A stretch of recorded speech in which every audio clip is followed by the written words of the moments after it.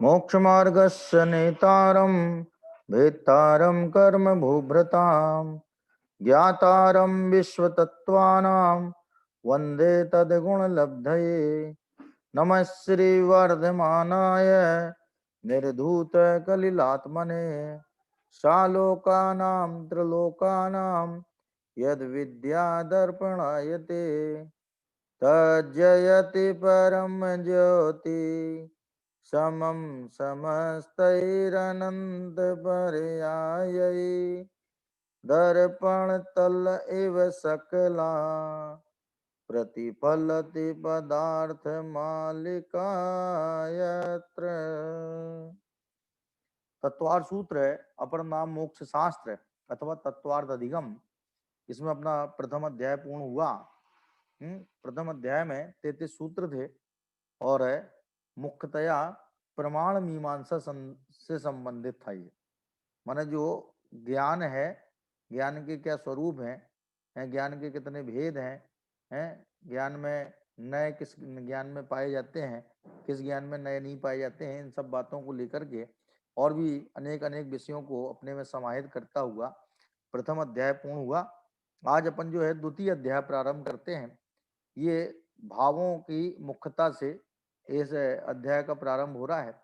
सबसे पहला सूत्र जो है ये जीव के 5 भावों का कथन करता है। माने जीव जो है जहाँ भी पाया जाता है वो इन 5 भावों में ही पाया जाता है। माने प्रत्येक जीव अपने भावों में ही पाया जाता है, भावों के अलावा जीव की सत्ता नहीं है। जिसमें जैसे पारिणामिक भाव है वो प्रत्येक जीव में पाया जाता है। पारिणामिक भाव जो है प्रत्येक जीव का मूल स्वभाव है और ये औपसमिक, छायक और मिश्र, छायोपसमिक आदि भाव जो हैं वो उसके पर्याय स्वभाव हैं। तो अपन सूत्र पहले पढ़ते हैं। औपसमिक छायिकौ भावौ मिश्रश्च जीवस्य स्वतत्व मौदैक पारिणामिकौ च। औपसमिक छायिकौ भावौ मिश्रश्च जीवस्य स्वतत्व मौदैक पारिणामिकौ च। औपसमिक और छायक भाव, कौन से भाव? औपसमिक भाव और छायक भाव। और मिश्र भाव माने छायोपसमिक भाव। ये जीवस्य स्वतत्वम, प्रत्येक जीव के स्वतत्व हैं। स्वतत्व माने असाधारण भाव, स्वयं का तत्व, स्वयं का भाव। और साथ में क्या है? औदैहिक पारिणामिक उच्च। ये जो है असेंडिंग ऑर्डर में है। ये भाव जो है बढ़ते हुए क्रम में लिखे हैं। बढ़ते हुए क्रम में लिखे का मतलब ये है कि सबसे कम जिन जीवों की संख्या है वे औपसमिक भाव वाले हैं, उनसे ज्यादा जिनकी संख्या है वे छायक भाव वाले हैं और उनसे भी ज्यादा जिनकी संख्या है वे छायोपसमिक भाव वाले हैं। मिश्र, मिश्र माने मिश्रण कर दो, मिश्र माने मिश्रण कर दो, मिला दो। बोले किसको मिला दें? इन दोनों को मिला दो, औपसमिक छायक, तो छा उपसमिक हो जाएगा। क्षय और उपसम मिला दोगे तो क्षय उपसम नहीं हो जाएगा। माने मिश्र का मतलब क्या है? तो क्षय उपसम तो कहीं नाम लिखा ही नहीं उनने। उनने तो नाम लिखा है मिश्रश्च और मिश्र, और मिश्र भाव। तो मिश्र का मतलब है कि जो दो भाव बताए हैं उनको मिला दो। माने एक पोजीशन औपसमिक भाव की है, दूसरी पोजीशन जो है वो छायक भाव की है, और तीसरी पोजीशन जो है इन दोनों के मिले जुले रूप की है, जिसमें छायक पना भी है और औपसमिक पना भी है। तो औपसमिक छायिक तो क्षौपसम हो गया, दोनों का मिला दो तो क्षौपसम भाव हो गया। तो उनसे ज्यादा माने छायक भावों वालों से ज्यादा क्षौपसमिक भाव वाले जीवों की संख्या है, और उनसे ज्यादा औदैहिक भाव वालों की संख्या है। औदैहिक भाव वाले तो अनंत परमात्मा भी हैं। अनंत परमात्मा की औदैहिक भाव पाया जाता है। कौन सा औदैहिक भाव है? अनंत भगवान के है असिद्धत्व नाम का औदैहिक भाव है। कौन सा भाव है? असिद्धत्व। वे सिद्ध नहीं है, माने कर्म का जो उदय सामान्य है। माने ऐसा कोई कर्म नहीं है जो जीव को असिद्ध कर्म के उदय से जीव असिद्ध बना रहे। ऐसा कोई पर्टिकुलर कर्म नहीं है, लेकिन जो कर्म सामान्य उसका उदय होने से वे संसारी कहलाते हैं, सिद्ध नहीं कहलाते। माने 4 परमेष्ठी संसारी हैं और सिद्ध परमेष्ठी मुक्त हैं। यदि कोई संसारी मुक्त का डिवीजन करे 5 परमेष्ठियों में, तो 4 परमेष्ठी जो हैं कौन कौन से? साधु, उपाध्याय, आचार्य और अनंत परमेष्ठी, ये तो संसारी परमेष्ठी हैं। और सिद्ध परमेष्ठी जो है वो मुक्त परमेष्ठी है, माने मुक्त अवस्था को प्राप्त हो गए हैं। तो वो कह रहे हैं कि जो सबसे कम जीवों की संख्या है वे औपसमिक भाव वाले हैं। दरअसल क्या है कि औपसमिक सम्यक्त और औपसमिक चारित्र, इन दोनों का ही उत्कृष्ट और जघन्य काल अंतर मुहूर्त है। क्या है? माने ये अंतर मुहूर्त से ज्यादा टिकते ही नहीं है। न तो औपसमिक सम्यक दर्शन अंतर मुहूर्त से ज्यादा टिकता है, अंतर मुहूर्त को हुआ फिर छूट गया।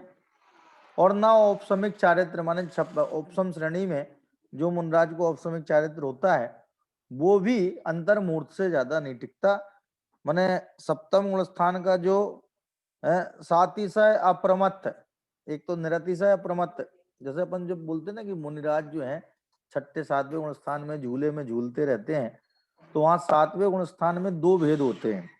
एक होता है निरतिशय अप्रमत्त, अप्रमत्त सातवें गुण स्थान का नाम है। अप्रमत्त क्या है?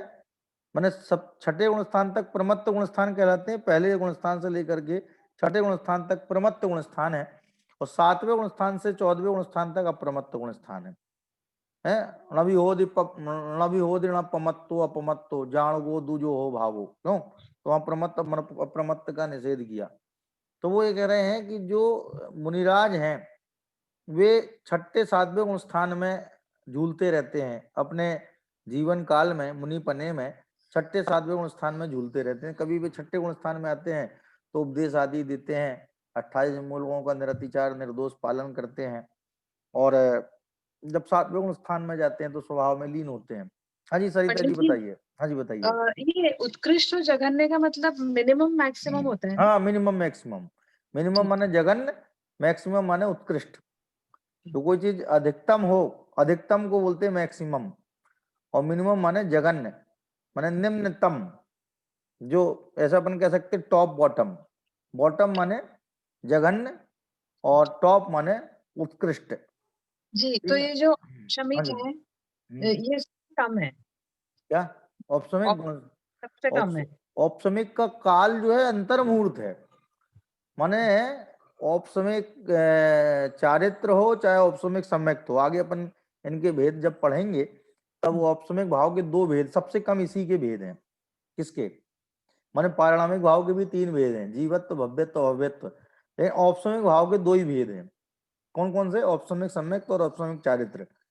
माने चारित्र में उपसम होता है और सम्यक्त में उपसम होता है। माने सम्यक्त भी उपसम प्रकार का होता है, औपसमिक सम्यक्त होता है, और चारित्र भी औपसमिक होता है। तो ये जो दो प्रकार के भाव हैं, औपसमिक सम्यक्त और औपसमिक चारित्र, इनका टोटल काल अंतर मुहूर्त है। यदि ये जघन्य पने को प्राप्त हुए तो भी अंतर मुहूर्त को प्राप्त होंगे, और यदि उत्कृष्ट अवस्था को लेकर के प्राप्त हुए तो भी अंतर मुहूर्त को ही प्राप्त होंगे। ठीक है ना? तो ये इनका उत्कृष्ट काल और जघन्य काल क्या हो गया? उत्कृष्ट काल जघन्य काल अंतर मुहूर्त हो गया।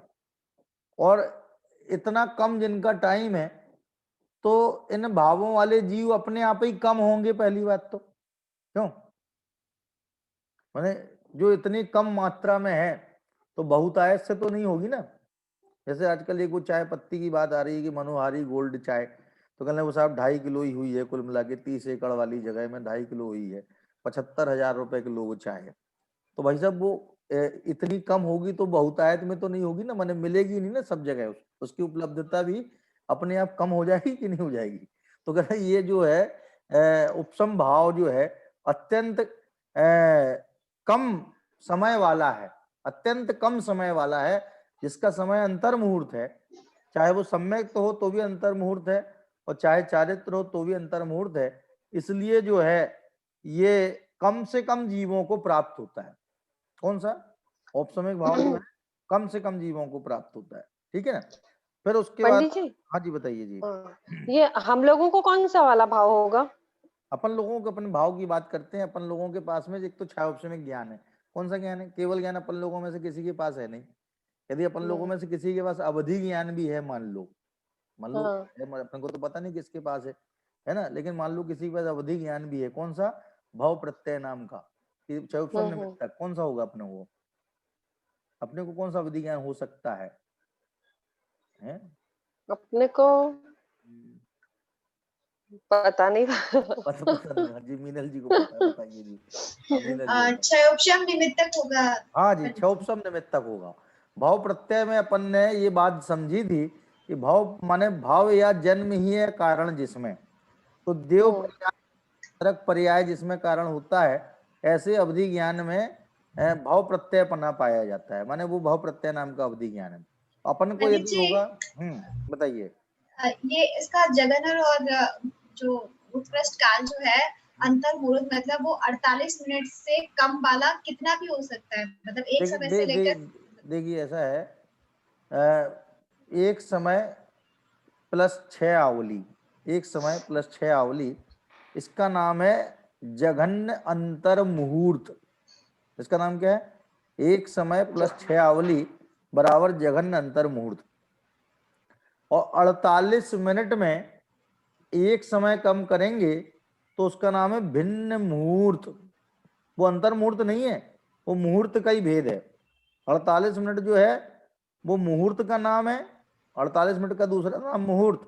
उसमें एक समय माइनस करो तो उसको बोलेंगे भिन्न मुहूर्त, मैंने आपने मुहूर्त में भेद कर दिया। ठीक है, अब वो भिन्न मुहूर्त में एक समय और कम कर दो तो वो हो जाएगा उत्कृष्ट अंतर मुहूर्त। क्या हो जाएगा वो? मतलब 2 समय कम। 2 समय कम कर दो, मैंने सीधी सीधी बात ये हुई कि 48 मिनट से 2 समय कम कर दो तो वो कहलाएगा उत्कृष्ट अंतर मुहूर्त। और एक समय 6 आवली, एक समय 6 आवली का जघन्य अंतर मुहूर्त, और इसके बीच में असंख्यात भेद बन जाएंगे। कितने भेद बन जाएंगे? इसके बीच में असंख्यात भेद बन जाएंगे अंतर मुहूर्त के। तो देखिए, जब आचार्य अंतर मुहूर्त शब्द का प्रयोग करते हैं तो उसमें बीच का कोई भी भेद ले लेना, और यदि उनको उत्कृष्ट अंतर मुहूर्त या जघन्य अंतर मुहूर्त कहना अपेक्षित होता है, वे उत्कृष्ट अंतर मुहूर्त और जघन्य अंतर मुहूर्त की बात कहना चाहते हैं, तो वे अपनी बात में उत्कृष्ट और जघन्य शब्द का प्रयोग करते हैं। माने फिर वे लिखेंगे जघन्य अंतर मुहूर्त या उत्कृष्ट अंतर मुहूर्त। और जब कभी वे जघन्य और उत्कृष्ट का प्रयोग ना करें, खाली अंतर मुहूर्त लिख दें, तो उसका सीधा सा मतलब ये लगा लेना कि वो मध्यम अंतर मुहूर्त की बात है, जो कि असंख्यात प्रकार का है। देखो, टॉप भी एक एक होता है और बॉटम भी एक होता है, लेकिन मध्य जो है, क्यों? अच्छा, 10 मंजिल की कोई बिल्डिंग है तो उसमें टॉप में कितनी मंजिल आएंगी? 10 मंजिल की बिल्डिंग में टॉप में कितनी मंजिल आएंगी? हिसाब वो 10वीं मंजिल आएगी और कितनी आएगी? और बॉटम में कितनी मंजिल आएंगी? हिसाब वो पहली मंजिल आएगी, बॉटम में आएगी बिल्कुल। और मध्य में बीच की सारी आ जाएंगी, माने जो 2 से लेकर के 9 तक 8 मंजिल जो है वो मध्य में चली जाएंगी। तो मध्य हमेशा ज्यादा होता है, टॉप बॉटम एक एक होते हैं किसी भी चीज के, मध्य ज्यादा होता है। तो मध्यम अंतर मुहूर्त के असंख्यात भेद हैं, और टॉप अंतर मुहूर्त जो है वो 2 समय कम 48 मिनट वाला है, और जघन्य अंतर मुहूर्त जो है वो एक समय और 6 आवली, एक समय क्या और 6 आवली। ठीक है ना?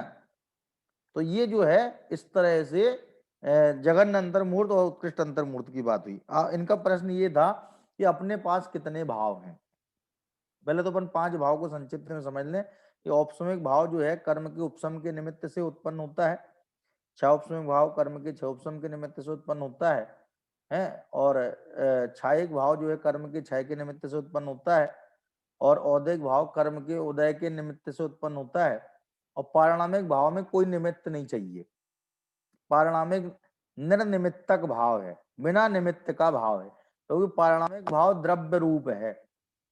देखो, कोई कार्य होए, कोई घटना होए, कोई पर्याय होए, तो वहां निमित्त की तपास की जाएगी, वहां निमित्त को खोजा जाएगा।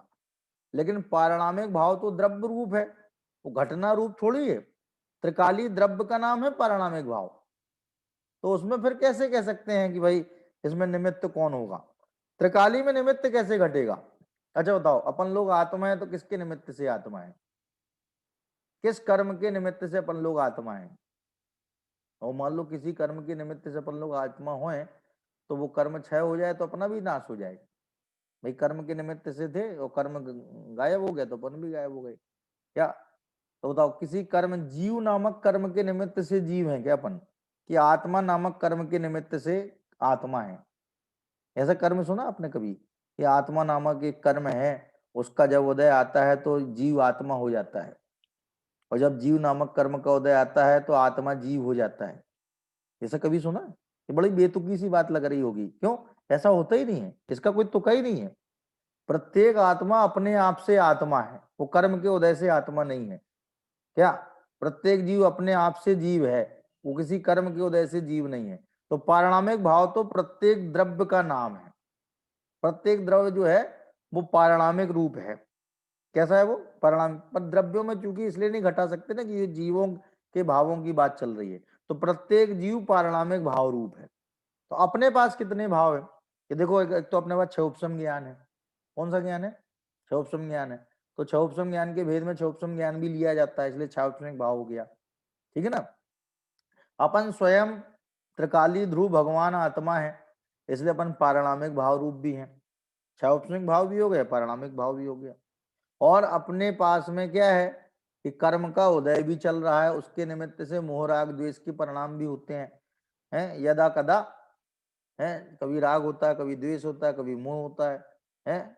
एकत्व बुद्धि का नाम क्या है? एकत्व ममत्व बुद्धि का नाम क्या है मोह। और राग द्वेष का नाम क्या है?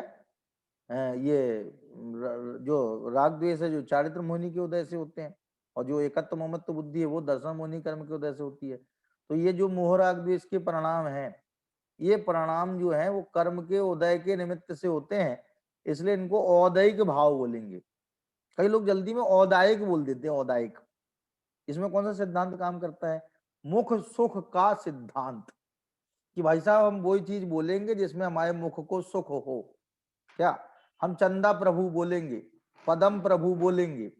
पदम प्रभ प्रभु नहीं बोल सकते, चंद्र प्रभ प्रभु नहीं बोल सकते, हम तो सीधे चंदा प्रभु भगवान की जय। क्या? तो क्या बोलने में मुख सुख का सिद्धांत काम करता है क्या? तो वो औदायिक बोल देते उसको, औदायिक, जबकि उसका नाम है औदैहिक। क्या नाम है? जैसे समाज से बना सामाजिक, क्या भूगोल से बना भौगोलिक, अर्थ से बना आर्थिक, उसी प्रकार उदय से बना औदैहिक। तो ये औदैहिक भाव है। कौन सा भाव? ये औदैहिक भाव। तो पहले नंबर का भाव है औदैहिक भाव। तो अपन लोगों के पास तीन भाव हो गए। कौन कौन से? एक तो कर्म के उदय के निमित्त से मोहराग द्वेष आदि के परिणाम होते हैं, इसलिए अपने पास में औदैहिक भाव है। और उसी कर्म के छह उपसम के निमित्त से अपने को यत किंचित ज्ञान प्रकट है, माने जितना ज्ञान स्वभाव है अपना, उसका अनंतवा भाग अपने को प्रकट है। कितना प्रकट है? अच्छा एक बात बताओ, किसी के लॉकर में अनंत रुपया जमा हो, कितना रुपया जमा हो? अनंत रुपया जमा हो, और उसको डेली खर्चे के लिए उसमें से 10-10 रुपए मिल रहे हैं। कितने मिल रहे हैं? 10-10 रुपए मिल रहे। चलो 10-10 रुपए नहीं, 1000 रुपए मान लो, क्या महंगाई का जमाना है, 10 से कुछ नहीं होता। ठीक है, मान लो 1000 रुपए उसको पर डे मिल रहे हैं, उसी लॉकर से 1000 रुपए उसको मिल रहे हैं, अनंत रुपए उसका जमा है और 1000 रुपए मिल रहे हैं। तो क्या उस व्यक्ति को उन 1000 रुपयों को खर्चा करते हुए, डेली खर्चा करते हुए घमंड आएगा कि उसे ये लगे कहाँ, तो यार अनंत रुपये हमारे जमा मिलते, हमें कितने छटाक 1000 रुपये मिलते हैं खाली बस, और जमा तो हमारे अनंत है। तो उसी प्रकार से अपने पास जो ज्ञान है वो अपने ज्ञान स्वभाव का अनंतवा भाग है। कितना है अपने पास ज्ञान?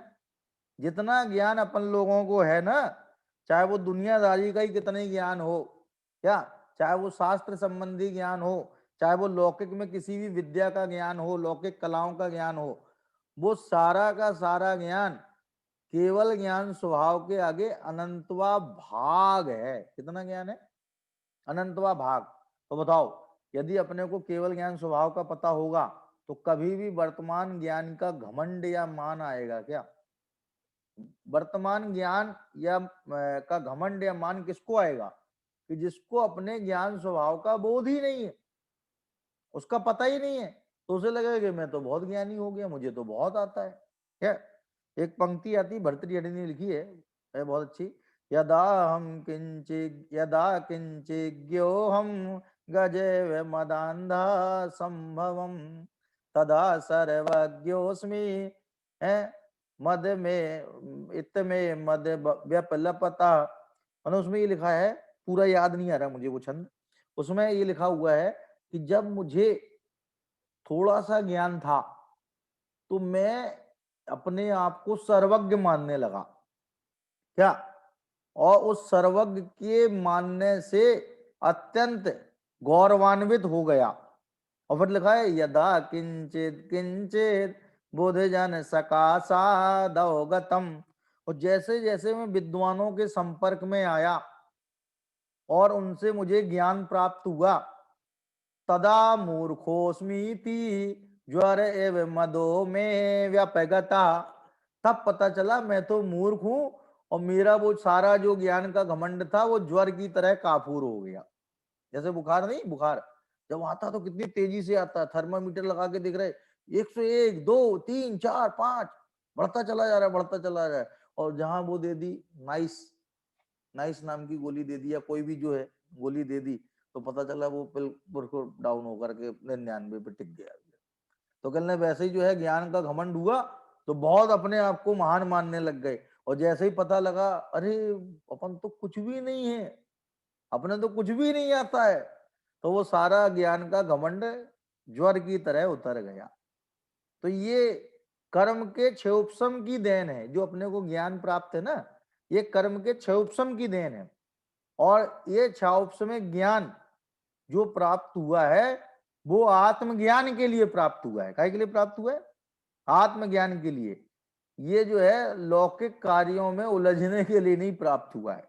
क्या ये तो क्या होगा, जो चीज जिस चीज के लिए दी जाए क्यों और उस चीज के लिए उसका प्रयोग ना हो तो कालांतर में वो छीन ली जाती है। तो ये कर्मोदय के निमित्त से, क्षौपसम के निमित्त से प्राप्त हुआ ज्ञान, संगी पंचेंद्रिय पने का ज्ञान, इसलिए इसकी इतनी महत्ता है। ये क्षौपसमिक ज्ञान हो गया। और पारिणामिक भाव रूप तो अपन है ही। पारिणामिक भाव प्रत्येक जीव है। जीवत्व, भव्यत्व और अभव्यत्व नाम के 3 पारिणामिक भाव हैं, तो उस रूप तो प्रत्येक जीव है। जीव जीव का जीव नाम क्यों है कि पूर्वम ज्ञान दर्शन प्राणाई जीवितम है, वर्तमाने जीवति भविष्य जीविष्यति इति व जीवा। जीव की परिभाषा है कि जो पहले ज्ञान दर्शन प्राणों से जीता था, वर्तमान में ज्ञान दर्शन प्राणों से जी रहा है और भविष्य में भी ज्ञान दर्शन प्राणों से जीता रहेगा, उसका नाम जीव है। जीव किसे कहना कि जो ज्ञान दर्शन प्राणों से जी रहा है। ये 10 प्राणों से जीना ये तो उपचरित कथन है, व्यवहार का कथन है। निश्चय से तो हम सत्ता सुख चैतन्य अवबोध नाम के प्राणों से जीते थे, जी रहे हैं और जीते रहेंगे। इन प्राणों का कभी घात नहीं होता, इसी वजह से जीव का मरण नहीं होता। क्या? यदि ज्ञान दर्शन सत्ता सुख चैतन्य अवबोध इन प्राणों का घात हो जाए ना तो जीव का भी मरण हो जाए। क्योंकि इन प्राणों का घात संभव नहीं है, इनका घात होता ही नहीं है, इसलिए जीव का कभी मरण नहीं होता। तो ये जो पारिणामिक भाव है इस रूप प्रत्येक जीव है, इसलिए सबसे ज्यादा इनकी संख्या है। माने निगोद से लेकर के भगवान सिद्ध पर्यंत समस्त संसारी और मुक्त सारे जीव आ गए। किसमें पारिणामिक भाव नहीं है? कि सभी में है। इसलिए जो बढ़ते हुए क्रम में लिखा है इसको बोलते हैं आरोही क्रम। आरोही क्रम माने बढ़ता हुआ क्रम। ये सबसे कम कौन से जीव है? ये औपसमिक भाव वाले, क्योंकि 2 ही होते हैं औपसमिक। एक तो चारित्र में उपसम होता है और एक होता है श्रद्धान में उपसम। माने श्रद्धान सही हो गया, औपसमिक सम्यक दर्शन हो गया तो कुछ देर के लिए अंतर मुहूर्त के लिए श्रद्धान सही हो गया, फिर बाद में वो छूट गया सम्यक दर्शन तो श्रद्धान फिर गड़बड़ा गया। गड़बड़ा जाता नहीं, गड़बड़ा जाता है। ये पहले क्या होता था, हम इसको बेईमान मानते थे, फिर बाद में उसके क्रियाकलाप और सब चीजें ऐसे उठना बैठना और सब चीजों से जो है लेन देन से क्या हुआ कि हमने उसको ईमानदार मानना चालू कर दिया। लेकिन बाद में पता चला कि इसने तो उसकी इतनी रकम मार ली है, उसने उसकी इतनी रकम मार ली है, उतनी रख ली है, इतनी रख ली है, तो फिर हमने उसको बेईमान मानना चालू कर दिया। कहने का ऐसा क्या है कि हमारा श्रद्धान जो है वो परिस्थितियों के अनुसार बदलता रहता है।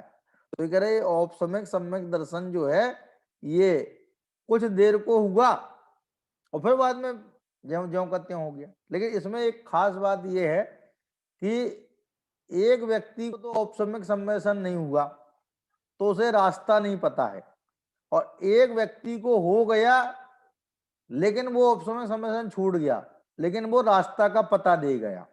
क्या पता दे गया?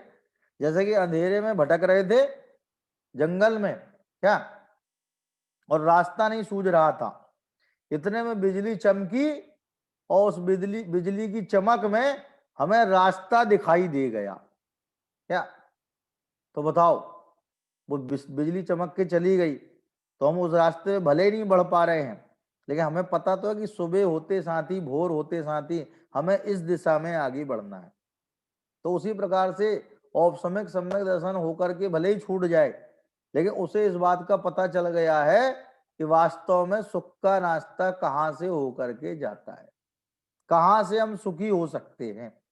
इस बात का पता लग जाना भी बहुत बड़ी उपलब्धि है। क्या भटकन मिट गई ना? जो अभी इधर उधर भटकते थे, नहीं नहीं ये हमें सुखी करेंगे, ये करेंगे, वो करेंगे, और दुनिया भर के लोगों में क्या सुख की कल्पना हम करते थे, वो सारी भटकन मिट गई। तो औपसमिक भाव वाले सबसे कम है, फिर उनसे ज्यादा औपसमिक भाव वाले हैं और उनके बाद में क्या है, औपसमिक भाव वाले हैं, और फिर उसके बाद में क्या है कि औदैहिक भाव वाले हैं, और फिर उनके बाद में पारमाणिक भाव वाले हैं। मैंने सबसे कम औपसमिक भाव वाले, कर्म के उपशम के निमित्त से जो भाव हो उनका नाम क्या है? औपसमिक भाव। तो अपने पास में सामने दिखाई दे रही है औदिक भाव की, एक कर्मोदय के निमित्त से होने वाले जीव के भावों को औदिक भाव कहते हैं। माने ये पांचों के पांचों भाव, पहली बात तो असाधारण भाव है। क्या असाधारण माने अनकॉमन, कॉमन नहीं है, ये अनकॉमन भाव है। क्यों? क्योंकि ये जीव में ही पाए जाते और किसी में पाए ही नहीं जाते, इसलिए असाधारण है। जैसे अस्तित्व, वस्तुत्व, द्रव्यत्व, प्रमेयत्व, अगुलगत्व, ये जो भाव हैं ये साधारण भाव हैं कि असाधारण भाव हैं? अस्तित्व, वस्तुत्व आदि जो है ये साधारण भाव हैं, सभी द्रव्यों में पाए जाते हैं। कौन से द्रव्य में अस्तित्व नहीं है, कौन सा प्रमेयत्व नहीं है, कौन सा अगुलगत्व वाला द्रव्य नहीं है? सब में है, तो साधारण भाव है। लेकिन ये जो औपसमिक है, औपसमिक है, छायिक है, औदैहिक है, पारणामिक है, ये भाव केवल जीव में ही पाए जाते हैं। तो कह रहे जो कर्म के उदय के निमित्त से होने वाले जीव के भाव हैं उनको औदैहिक भाव कहते हैं। क्या एक गंदी गिलास रखी हुई है यहाँ पे, जिसमें गंदा पानी भरा हुआ है, ये गिलास रखी ना, ये देख रहे हैं आप लोग गिलास, ये तो इसमें गंदा पानी भरा हुआ है, ये क्या बता रहा है कि औदैहिक भाव। औदैहिक भाव में क्या होता है कि जो है कहीं पर भी निर्मलता नहीं है। जब कर्म के उदय के जोर से, कर्म के उदय के बल जोर से, बल जबरी से जीव परिणमता है तो उसके भावों में निरंतर मलिनता ही मलिनता रहती है, कहीं भी निर्मलता नहीं आती है, किसी कंडीशन में निर्मलता नहीं आती है। मैंने जो कर्म का उदय आया उस हिसाब से हो गए। मान नामक द्रव्य कर्म का उदय आएगा तो मान करने लग गई है, क्रोध नामक द्रव्य कर्म का उदय आया तो क्रोध करने लग गए। इसी प्रकार से माया नामक द्रव्य कर्म का उदय, ये सब द्रव्य कर्म भी हैं। माने क्रोध मान माया लोभ खाली जीव के भावों में नहीं है, भावों में तो है ही, इसमें तो कोई डाउट है ही नहीं। इस नाम के द्रव्य कर्म भी हैं। क्रोध नाम का एक पौद्गलिक द्रव्य कर्म है, मान नाम का एक पौद्गलिक द्रव्य कर्म है, माया नाम का एक पौद्गलिक द्रव्य कर्म है, लोभ नाम का एक पौद्गलिक द्रव्य कर्म है। तो कह रहे जब इन कर्म का उदय आता है तो उन उदय के काल में जीव अपनी स्वयं की अशक्ति से, असमर्थता से क्रोधाधिक भाव रूप परिणमित होता है। तो वो जो मलिन भाव हैं जिसमें निर्मलता का कहीं अंश भी नहीं है, उन मलिन भावों को बोलेंगे औदैहिक भाव। माने पूर्णतया गंदा पानी औदैक भाव है। सीधा मतलब क्या हो गया, जो गंदा पानी है जिसमें जरा भी निर्मलता नहीं है, जो किसी कंडीशन में आचमन योग्य नहीं है, बल्कि आचमन योग्य तो छोड़ो नहाने लायक भी नहीं है, क्या ऐसा जो पानी है वो कौन सा पानी है, बिल्कुल गंदा पानी। तो कह रहे जब जीव के भाव बिल्कुल मलिन होते हैं, जिनमें कहीं पर भी आंशिक रूप से भी निर्मलता नहीं होती है, तो वे भाव कहलाते हैं औदैक भाव। अब मोह राग द्वेष में कौन से भाव निर्मल हैं? मोह निर्मल है कि राग निर्मल है कि द्वेष निर्मल है? अच्छा, कंपेरेटिवली कौन निर्मल है? राग बढ़िया है कि द्वेष? क्या लंबा कौन सा चलता है कि मोह? कौन सा है? मोह राग द्वेष में कौन सा भाव कंपेरेटिवली निर्मल है? कहले निर्मल सारे के सारे मलिन है, बिल्कुल क्या सिरे से मलिन है, क्या A to Z मलिन है, सबके सब भाव। तो ये औदैक भाव क्या है कि जीव के मलिन विकारी भावों को औदैक भाव कहते हैं। और चूंकि ये कर्म के उदय के निमित्त से होते तो कर्म के उदय के निमित्त से हैं, इसलिए ये औदैक कहलाते हैं। अब प्रश्न ये है कि कर्म तो बेचारे जड़ हैं, कर्मों को तो ये भी नहीं पता कि मैं कर्म हूं। ज्ञानावरण को ये नहीं पता कि मैं ज्ञानावरण हूं, दर्शनावरण को ये नहीं पता कि मैं दर्शनावरण हूं, मोहिनी को ये नहीं पता मैंने कितने लोगों को मोहित कर दिया, मोहिनी को नहीं पता। वेदनी को ये नहीं पता कि मैंने कौन सी अनुकूल सामग्री ला दी और कौन सी प्रतिकूलता हटा दी, क्या तो कर्मों को तो कुछ पता नहीं है। तो फिर ये कराते हैं, ये कथन तो व्यवहारिक कथन हो गया ना भाई। एक जानकार जानने देखने वाला पदार्थ और एक अजानकार नहीं जानने देखने वाला पदार्थ, और जानकार ये कह रहा है कि इसने मुझे भाव करा दिए, अजानकार ने करा दिए। बिल्कुल एक नादान अबोध मासूम अनजान ऐसा पुद्गल, पुद्गल कैसा है? नादान मासूम अनजान अबोध, ऐसा तो पुद्गल कर्म, और उस पर हम आरोप लगा रहे हैं कि तेने मेरे भाव गंदे कर दिए। तो बताओ हमारा ये आरोप बिल्कुल नाजायज है क्या कि जायज है? बिल्कुल नाजायज है।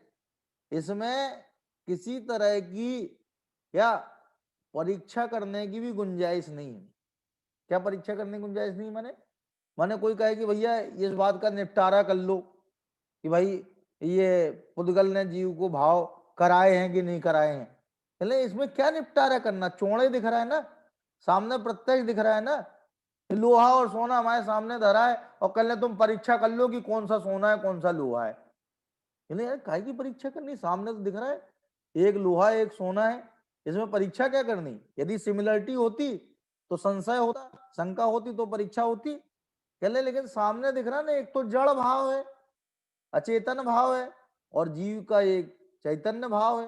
तो चैतन्य भाव वाले को अचेतन भाव वाले ने बुरे भाव करा दिए, ये तो केवल कथन ही कथन हो सकता है, ये कभी सच्चाई नहीं हो सकती है। इसलिए वो कह रहे हैं औदैक भाव भले ही कर्म के उदय के निमित्त से कहलाते हैं, लेकिन होते तो जीव में है। होते किसमें है? जीव में है। क्या जैसे उदाहरण ये है कि बच्चा माँ का है कि बाप का है? यानी बाप के निमित्त से हुआ है, लेकिन बच्चा माँ का है, बाप का नहीं। क्या माँ अपने पेट में 9 महीने धरती है उस बच्चे को, तो बताओ वो बच्चा किसका कहलाएगा, माँ का कि बाप का? देखो माँ है उस बच्चे की उपादान, थोड़ा वैसे ही समझना अभी उदाहरण के लिए, कोई ऐसा नहीं समझना बच्चे का उपादान बच्चा ही है, वहां में ना ले जाए कोई क्या। मैं तो ये कह रहा हूँ माँ जो है बच्चे की उपादान है और बाप बच्चे का निमित्त है। तो बताओ कर्ता कौन है उस बच्चे की? कर्ता कौन है? माँ हुई कि बाप हुआ? क्या माँ हुई ना। उसी प्रकार से आत्मा, आत्मा में भी माँ शब्द है, तो आत्मा में भाव हुए और वे भाव उसके बच्चे हैं, और हुए किसके निमित्त से? कर्म के उदय के निमित्त से। तो कर्म का उदय वो हो गया निमित्त और आत्मा हो गया उपादान। तो बताओ कर्ता कौन हुआ? आत्मा हुआ कि वो कर्म का उदय हुआ?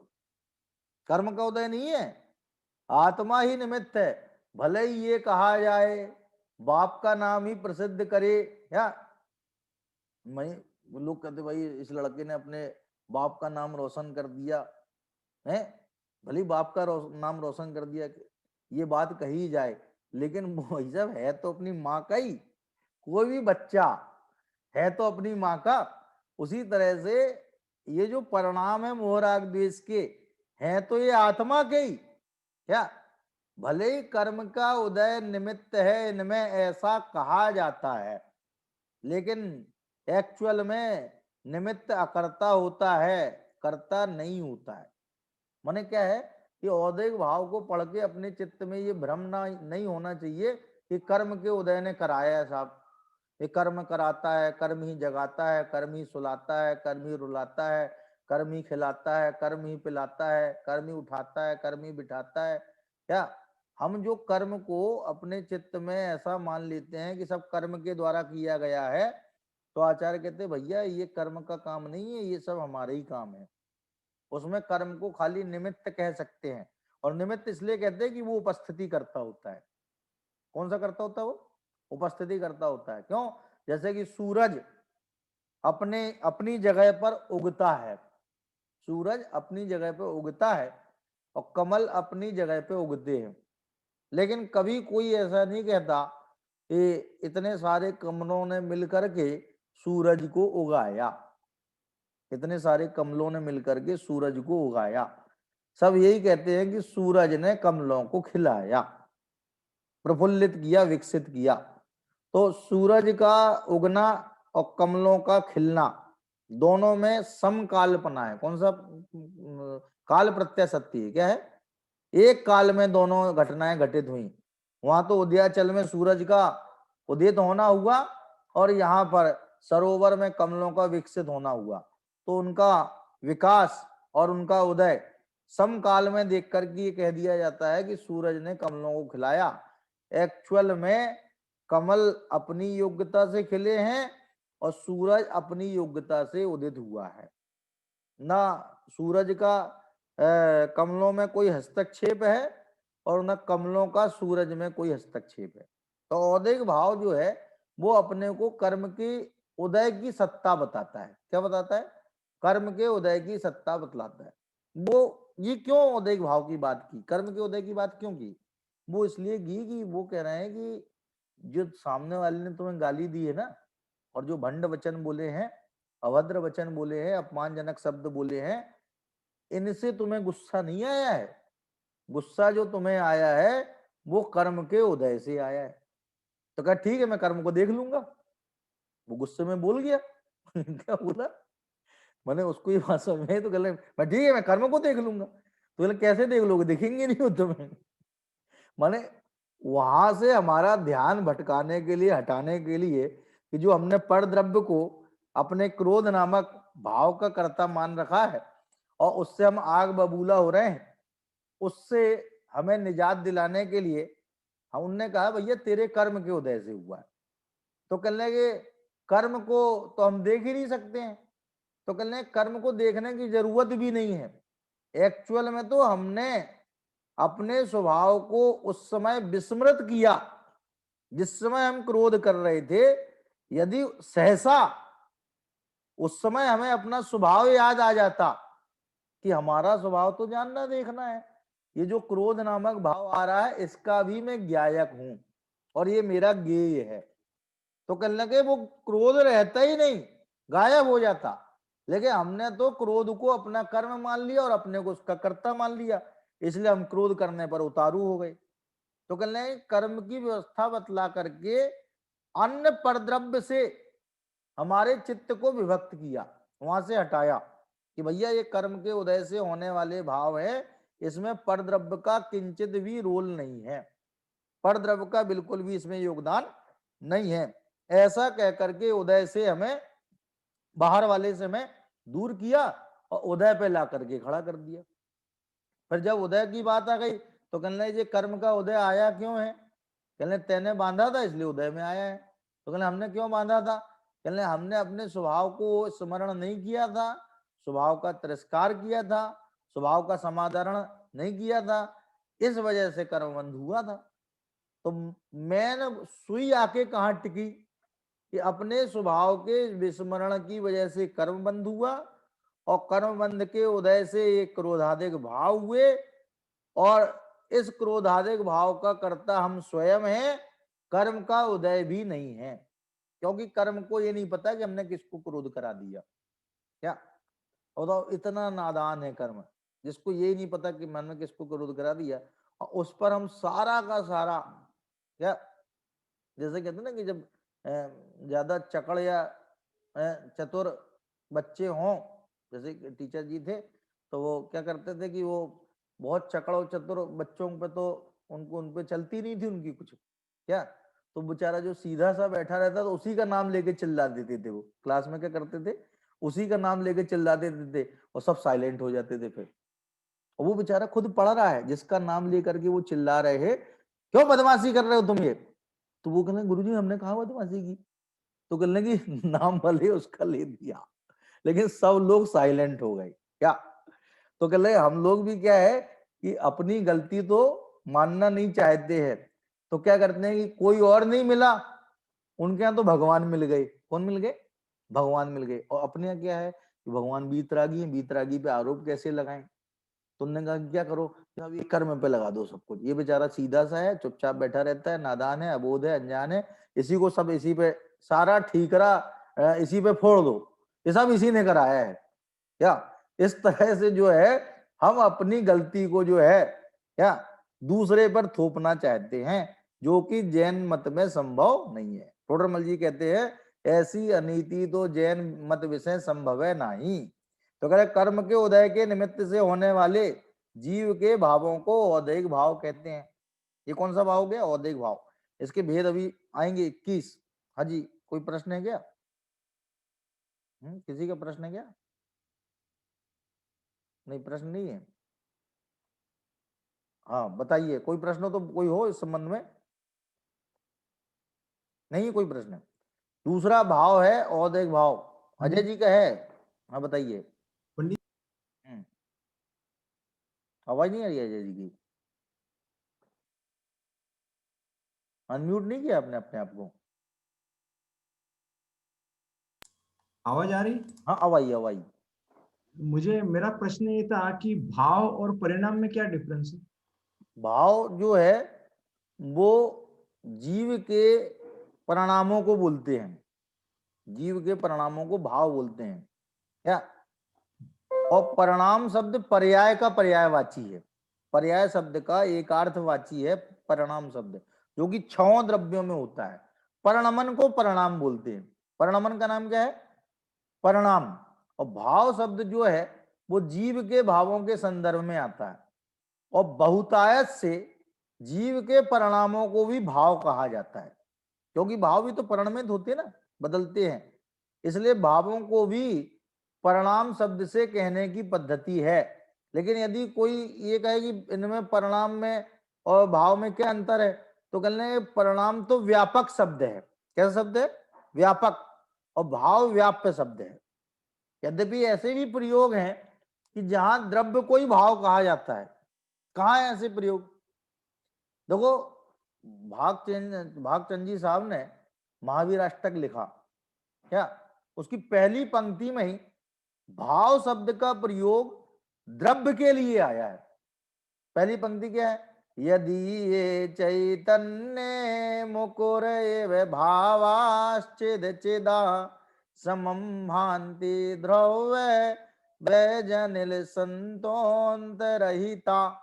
तो उसमें पहली पंक्ति में लिखा है भावा चिद चिदा, यदि ये चैतन्य, जिनके चैतन्य रूप दर्पण में चिद चिदा भावा समम भांति, कि चेतन और अचेतन भाव, तो भाव कौन? पदार्थ। इसलिए भाव शब्द का प्रयोग पदार्थों के संदर्भ में भी होता है, परिणामों के संदर्भ में भी होता है। दरअसल समस्या यह है कि शब्द हैं अपने पास संख्यात। शब्द क्या है? संख्यात। और भाव है अनंत। भाव कितने हैं? अनंत। तो बताओ, अनंत भावों को व्यक्त करने के लिए यदि सीमित संख्या वाले संख्या शब्द दे दिए जाए तो एक एक शब्द अनंत अनंत अर्थ को बताएगा कि नहीं बताएगा, अनंत बार रिपीट होएगा। इसलिए कई बार परिणाम का मतलब भाव भी होता है, कई बार भाव का मतलब परिणाम भी होता है, कई बार भाव का मतलब द्रव्य भी होता है?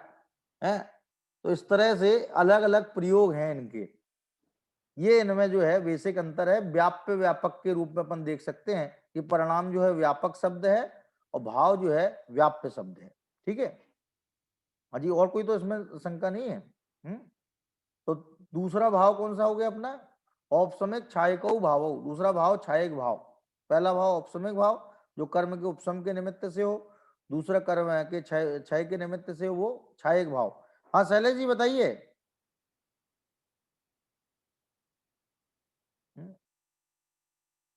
सरिता जी का भी प्रश्न है क्या?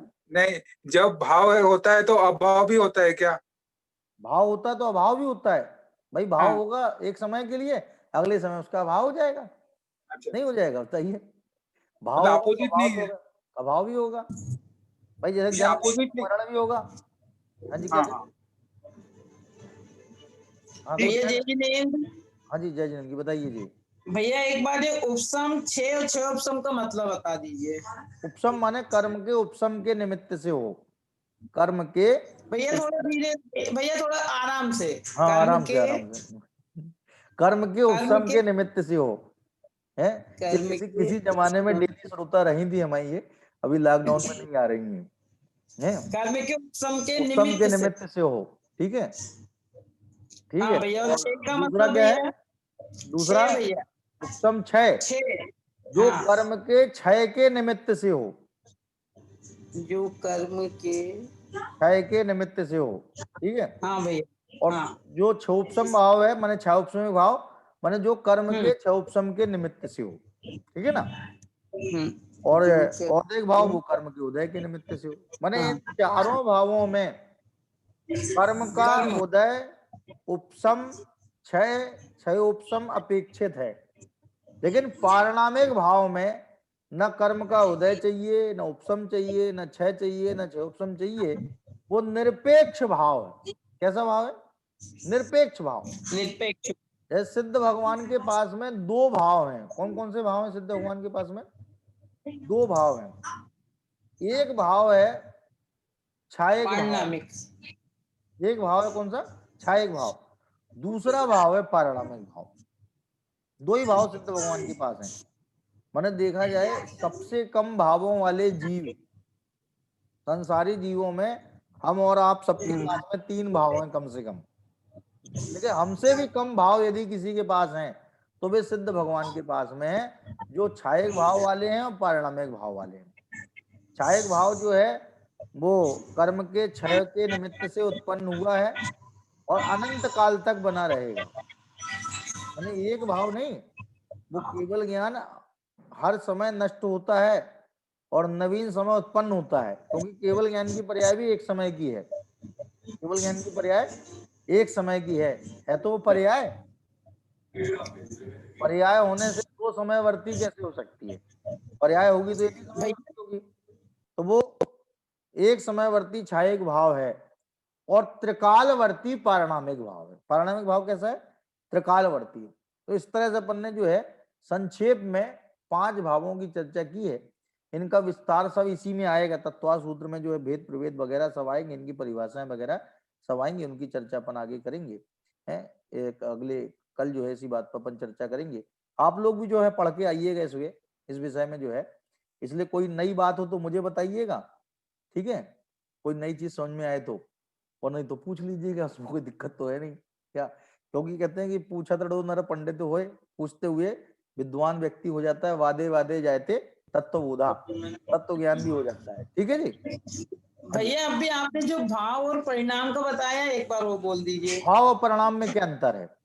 भाव हाँ। जो है वो मुख्यतया जीवों के परिणामों के संदर्भ में आता है। भाव जो है मुख्यतया जीवों के परिणामों के संदर्भ में आता है। और परिणाम शब्द सभी द्रव्यों की पर्यायों को कहा जाता है। सभी द्रव्यों के जो पर्याय है वो परिणाम कहलाती है। ठीक है ना। तो ठीक है कल जो भैया। है अपन फिर से यहीं पर उपस्थित होंगे इसी समय पे। तब तब तक सादर जय जिनेन्द्र। आप सभी लोगों को जय जिनेन्द्र। यहाँ पर पाठशाला के बच्चे उपस्थित हैं क्लास में। ईशिता जल्दी बैठो बेटा जगह पर। और जो हमारी तत्वार्थ सूत्र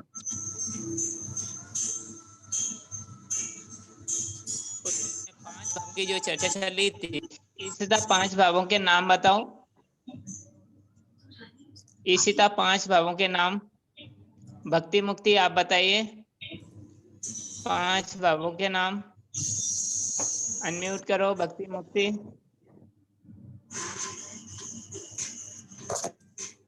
अनम्यूट करके बताओ, जल्दी बोलो। हाँ